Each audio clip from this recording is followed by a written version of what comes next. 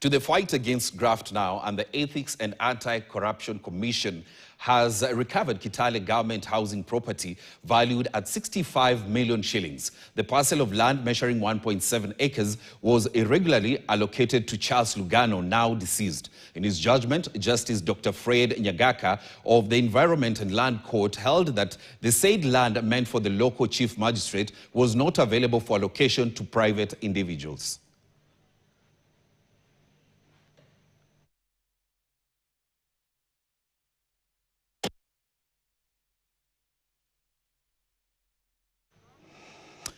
Now, Haiti, a nation once known for its resilient spirit, is now crumbling under the weight of violence, lawlessness, and a humanitarian catastrophe. A recent report by the United Nations Office on Drugs and Crime said that gangs in Haiti now possess more firepower than the national police, crippling law enforcement and deepening a crisis that has left tens of thousands displaced, hungry, and in fear. Tonight, we take you to the heart of this worsening tragedy and bring it closer home, where Kenyan police officers deployed under a UN-backed mission are walking into a volatile territory with uncertain odds. Clement Masombo reports.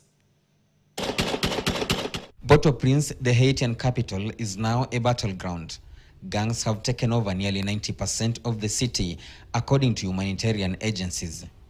The United Nations Office on Drugs and Crime reports that armed groups have access to assault rifles, ammunition, and logistics that far surpass the capabilities of the national police. In some neighborhoods, gangs act as the government, judge, and the executioner. The police seem to have lost control of key institutions, including police stations and prisons. And now the task of restoring some semblance of order in Haiti has fallen in part on Kenyan shoulders.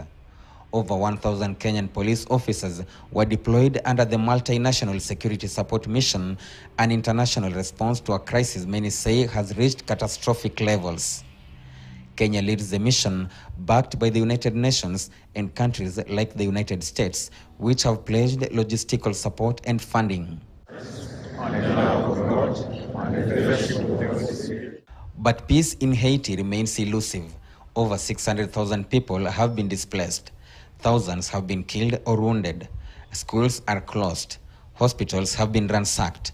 Aid workers are increasingly being targeted, and some UN officials now warn that the situation could soon resemble a failed state. The UN has raised alarm over sexual violence, forced recruitment of children, and an alarming rise in hunger. In some areas, families are boiling leaves to survive. However, Kenyan officers continue to navigate the complex terrain, facing language barriers, political hostility, and the threat to frequent ambushes. Morale remains cautiously optimistic, but concerns linger about how long they can sustain their position without broader international support behind the scenes, especially as there is no clear communication regarding those who go missing during the peacekeeping mission. Clement Masombo, KTN. To health matters now. About 4,000 drug addicts